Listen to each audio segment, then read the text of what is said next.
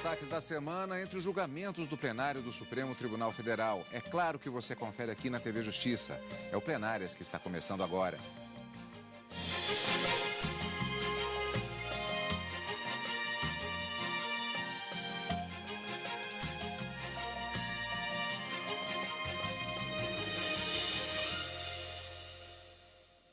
Destaques da sessão do dia 30 de abril de 2014. Bom, Karina, a partir daí acho que o próprio telespectador já repara que há uma diferença na sessão plenária desta semana, porque nós tivemos diversas questões que influenciaram, não no resultado dos julgamentos, mas na administração, na própria logística. Primeiro, o fato de que nós tivemos o feriado do dia 1º de maio, que impossibilitou justamente a realização de sessão na quinta-feira, e ainda um falecimento de um ministro aposentado do Supremo Tribunal Federal, que fez com que tivéssemos uma sessão única começando um pouco mais tarde. Mas os julgamentos, isso não foi, a pauta de julgamentos não foi de maneira nenhuma afetada ainda assim. Não, de forma alguma. Houve, no caso, o recebimento de uma ação penal contra mais um deputado federal, que deve responder agora uma ação penal aqui no Supremo, e também matérias processuais envolvendo competência do Supremo para julgar ações que envolveriam, de uma certa forma, uma determinação do CNJ, do Conselho Nacional de Justiça, um questionamento envolvendo o artigo 102, que fala das competências originárias do Supremo Tribunal Federal para processar ações contra o Conselho Nacional de Justiça e o Conselho Nacional do MP. Isso seria para todas as ações, apenas para as ações constitucionais. Isso foi bastante discutido também nessa sessão única da semana, além de outros temas, como responsabilidade subsidiária da administração pública, quando uma determinada empresa deixar de cumprir com suas obrigações trabalhistas, quando for uma empresa terceirizada. Havia uma alegação, no julgamento de que uma decisão proferida pelo Supremo Tribunal Federal em ação direta de constitucionalidade, a de número 16, teria sido violada e, portanto, havia essa reclamação justamente para tentar derrubar uma decisão do TRT que, de uma certa forma, imputava à administração pública essa responsabilidade subsidiária. E aí nós veremos nesse programa qual foi a decisão dos ministros acerca dessa responsabilidade e alguns outros temas também envolvendo muitas listas, tanto da presidência como de outros ministros, como normalmente ao término das sessões acontece. Então, não obstante nós tivemos na quarta-feira uma sessão única, começando um pouco mais, num horário um pouquinho mais avançado, o resultado foi bastante proveitoso. E sobre essa questão também do falecimento de um antigo componente do Supremo Tribunal Federal, o ministro Aldir Passarinho, ministro aposentado do Supremo Tribunal Federal, ainda nesta edição nós vamos saber mais detalhes a respeito deste fato. Primeiro, vamos à sessão plenária da quarta-feira. Ministro Gilmar Mendes pede vista de julgamento de agravo regimental proposto pelo Estado de Rondônia, que não concorda com a decisão do Tribunal Regional Federal que obriga o Estado a pagar verbas trabalhistas de uma empresa terceirizada que não honrou com os compromissos. Em outro caso, os ministros aceitaram denúncia contra o deputado federal pelo Mato Grosso, Eliene José de Lima. Repetindo o nome, Eliene José de Lima. Ele é acusado de desviar verbas públicas quando exercia o cargo de deputado estadual. O Ministério Público Federal ofereceu denúncia e os ministros do Supremo analisaram o caso do deputado federal Eliene José de Lima, à época deputado estadual de Mato Grosso, acusado da prática de crimes de peculato e lavagem de dinheiro. Conforme denúncia do Ministério Público, em dezembro do ano 2000, o parlamentar foi beneficiado de forma ilícita com recursos públicos do Estado, ao sacar na boca do caixa um cheque no valor de R$60 mil. O Procurador-Geral da República relatou que naquela ocasião o presidente e o vice da Assembleia Legislativa do Estado emitiram cheques no valor de R$77 mil endossados à empresa Confiança Factoring, que na sequência emitiu um cheque de R$60 mil em favor do denunciado José Eliene de Lima. A prova é documental, contábil, foi rastreado indícios suficientes da prática do delito de peculato e lavagem de dinheiro, aptos a autorizar o início da ação penal, de modo a que se possa, em instrução ampla e assegurado amplo direito de defesa e o acusatório, demonstrar com efetividade a prática dos ilícitos imputados. O advogado de defesa alegou que na denúncia não foi esclarecida a origem ilícita do dinheiro. Não se discute aqui responsabilidade de presidente da Assembleia Legislativa e nem de outros deputados. Mas, como advogado de ambos, posso afirmar que até hoje, passados 14 anos dos fatos, não há sequer uma condenação de natureza penal contra qualquer um deles. Há recebimentos de denúncia, de fato há, mas condenação inexiste até o presente momento. O ministro relator Luiz Roberto Barroso destacou que os indícios trazidos na denúncia são consistentes e que ficou demonstrada a formação de uma triangulação financeira no caso.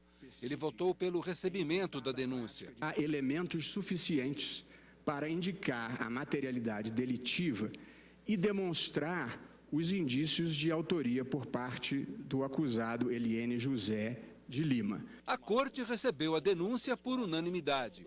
Os ministros analisaram também um recurso em uma ação proposta pelo Estado de Rondônia contra uma decisão do Tribunal Regional do Trabalho que determinava que o Estado pagasse verbas trabalhistas de uma empresa terceirizada que estava inadimplente com seus compromissos. Segundo o Estado de Rondônia, o caso já havia sido analisado pelo Supremo Tribunal Federal, no sentido de que apenas o inadimplemento não justificaria a condenação ao pagamento. Em sessão anterior, o presidente do Supremo, ministro Joaquim Barbosa, havia pedido vista. Desta vez, ele seguiu o voto do relator, ministro Dias Toffoli, que votou pelo desprovimento do recurso. A longa transcrição do debate, então, ocorrido, que eu me absterei de ler na íntegra nessa oportunidade, revela que a confirmação da constitucionalidade do dispositivo impugnado não excluiu a possibilidade de responsabilização da administração pelas verbas trabalhistas não honradas pelas empresas contratadas, no caso concreto. E esta é a situação do caso em análise, segundo o voto do relator, ministro Dias Toffoli. Eu concluí o voto assim. Assim, de acordo com o decidido na ADC 16, a culpa do ente público pode decorrer da ausência de fiscalização da empresa contratada. No presente caso, o voto do relator identificou no acórdão reclamado a presença de análise da questão jurídica relativa à responsabilidade do Estado de Rondônia. Transcrevi a passagem do acórdão e concluí. Nota-se no trecho destacado os exatos contornos da responsabilidade reconhecida, ou seja, a administração do Estado não condicionava o pagamento das parcelas devidas à comprovação pelo contratado do efetivo pagamento do pessoal terceirizado. Tal fundamentação me parece suficiente para afastar, no caso concreto, qualquer ofensa ao acórdão proferido na ADC 16, razão pela qual eu acompanho o relator pelo desprovimento do recurso. Ao relator e a Vossa Excelência para divergir. O Tribunal entendeu ígido, frente à Constituição Federal, o artigo 71 da Lei 8.663, de 93, e, mais especificamente, o parágrafo 1º nele contido, a revelar que não cabe a responsabilidade subsidiária do ente público que contrata a empresa para prestação de serviços terceirizados. O que ocorreu na espécie? A partir desse julgamento da ação declaratória, declaratória, né, ministro, de constitucionalidade, número 16, a partir desse julgamento, como já disse com desassombro em uma das últimas sessões, passou-se a dizer que haveria a responsabilidade subsidiária que o preceito especial afasta, considerada a escolha pelo poder público da empresa contratada, quando essa escolha decorre de licitação. O poder público não pinça a bel prazer esta ou aquela empresa. Também se passou a concluir, no âmbito da minha eterna justiça, que é a Justiça do Trabalho, que se teria, no caso, a ausência de fiscalização do poder público, da empresa ou do órgão público contratante. Mas o órgão público não pode se substituir à própria empresa, não pode colocar dentro da empresa um fiscal para saber se há ou não a observância dos direitos trabalhistas.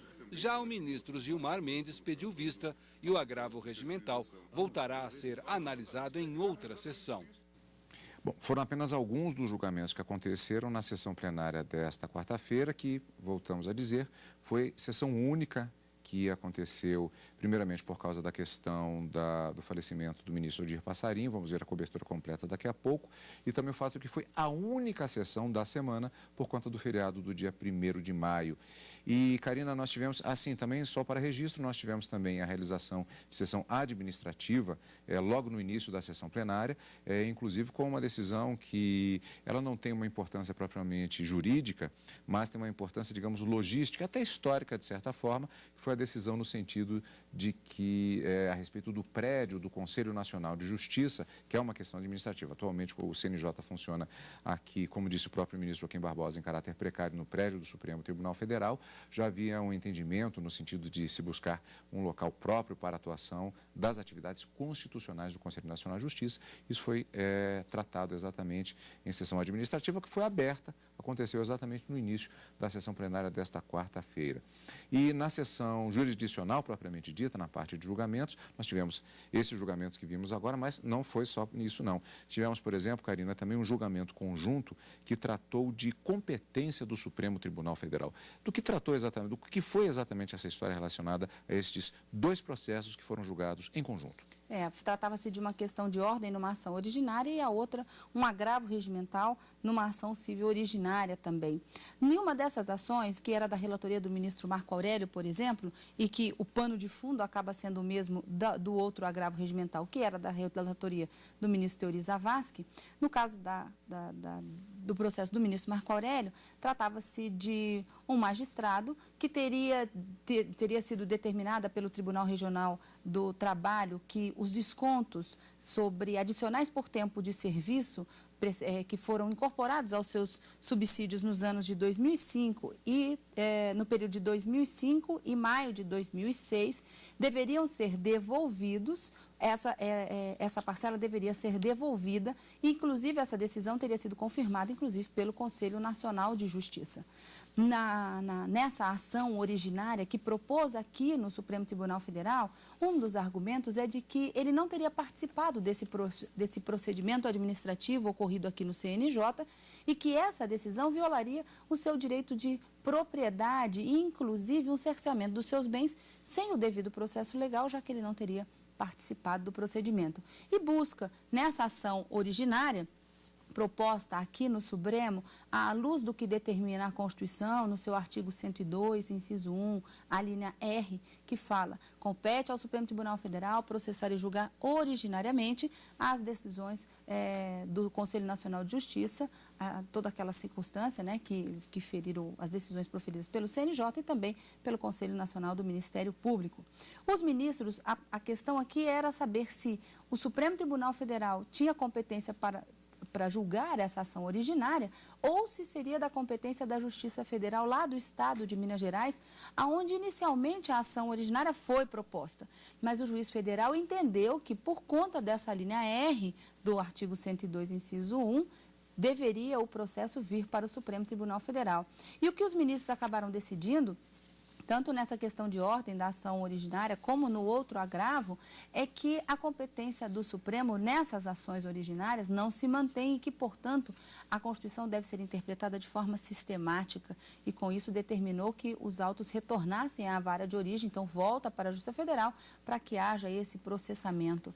Me lembro até do ministro Euri Zavascki, durante o julgamento, ter dito que aquela competência se justificaria apenas quando se tratassem de ações constitucionais, como, por exemplo, mandados de segurança contra decisões proferidas pelo CNJ, enfim, essa ação originária, portanto, não continua no Supremo, deve retornar à vara de origem por não atender a essa competência, deve ser interpretada essa competência de uma forma mais restritiva, na verdade, de forma sistemática, segundo as palavras do ministro Marco Aurélio Mello. E com isso, acabou se decidindo, na verdade, nós não tivemos, não houve uma decisão efetivamente tomada no conjunto dos ministros que estavam presentes. O ministro Marco Aurélio votou, o ministro Euri Zavascki votou nesse sentido, mas houve um pedido, vejo nas minhas anotações, houve um pedido de vista do ministro Dias Toffoli, que se comprometeu em trazer a matéria numa próxima assentada, num período não muito distante. Então, houve essa discussão, mas nós já temos 2 votos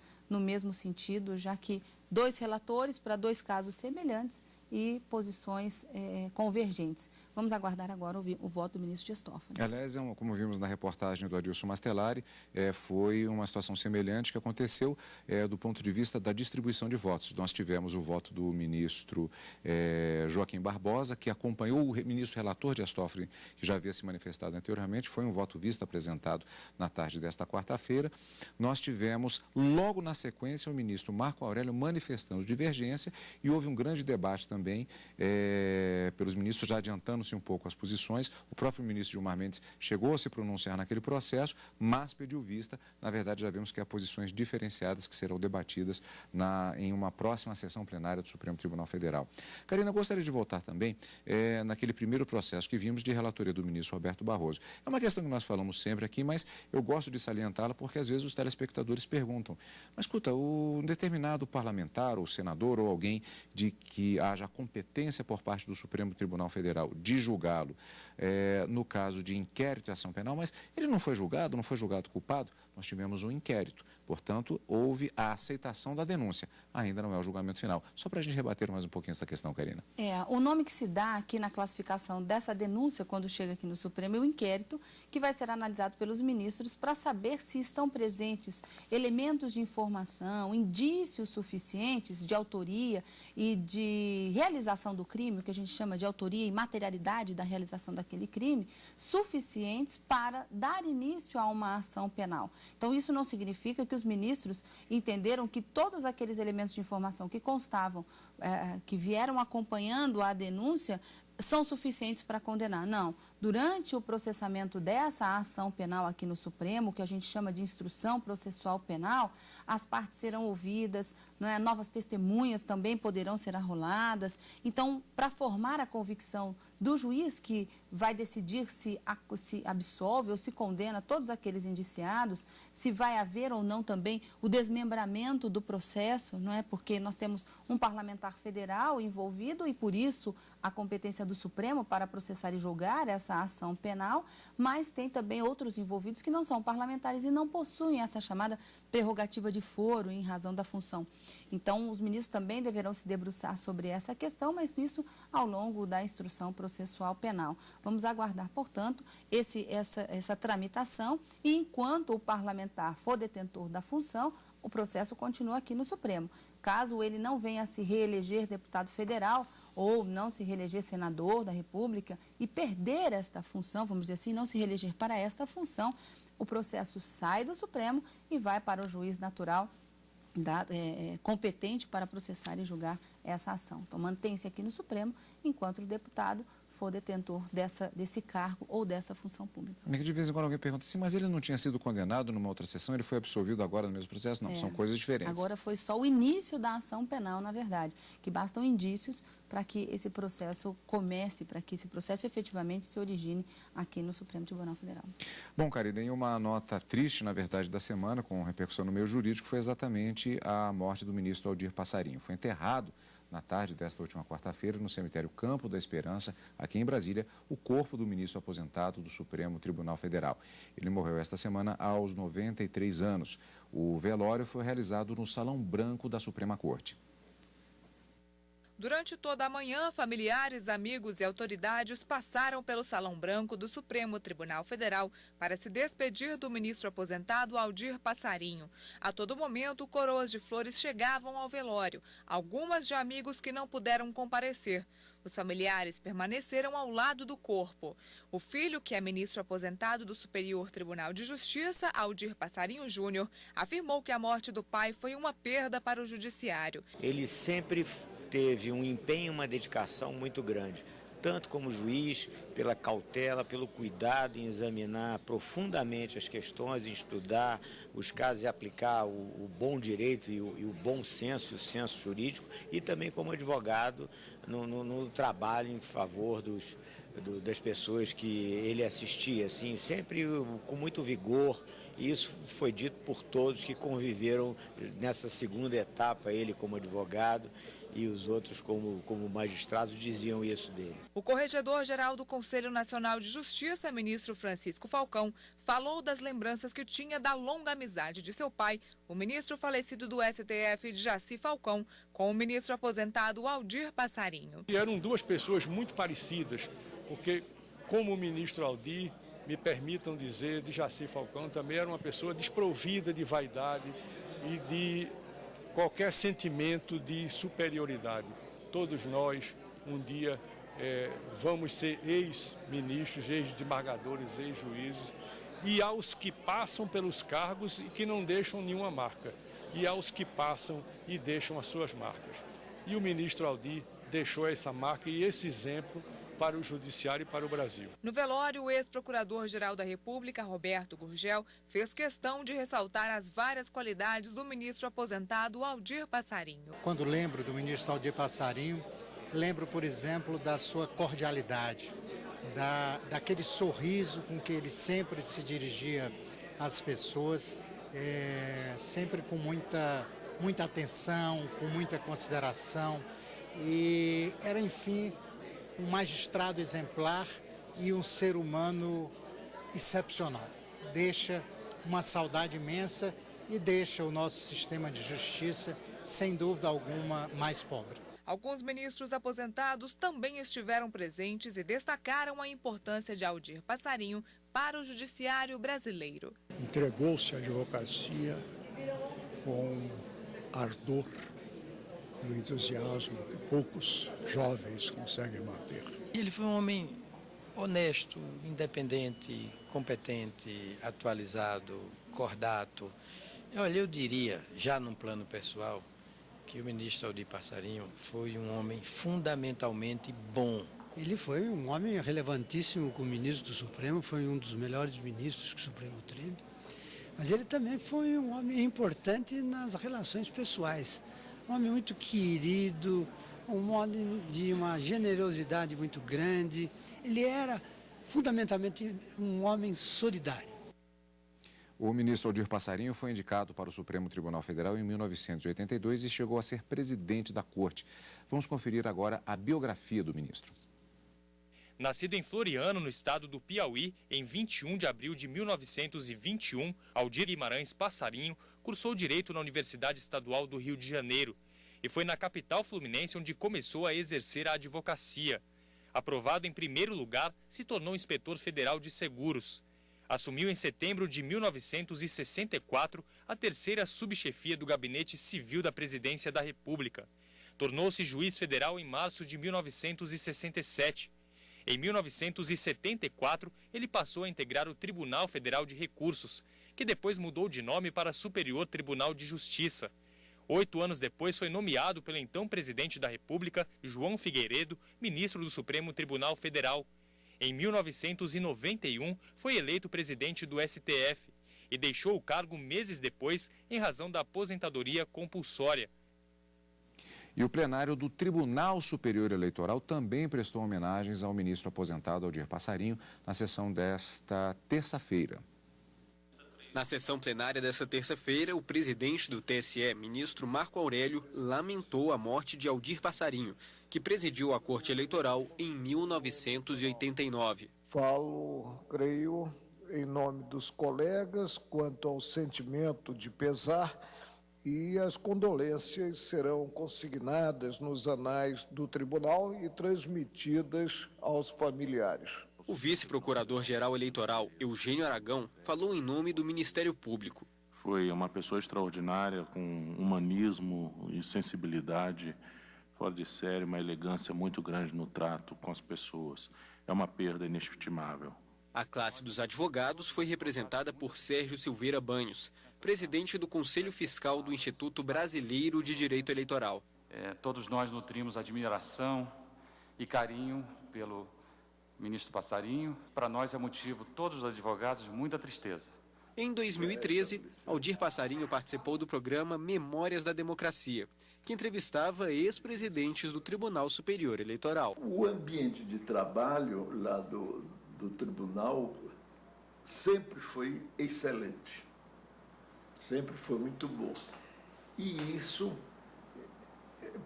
proporcionava uma eficiência muito grande nos trabalhos, porque essa harmonia completa, esse entendimento que havia muito grande, isso logicamente influía na produção de todos. O ex-presidente do TSE morreu aos 93 anos. Um colega julgador, um grande chefe de família, e eu diria mesmo um varão da República.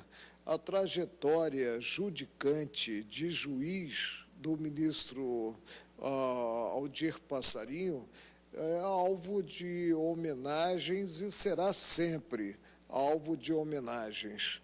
E será ele, ministro Passarinho, muito falado no futuro, porque mais importante do que ter-se os votos de pesar quanto ao passamento de um colega é manter esse colega vivo nas nossas memórias.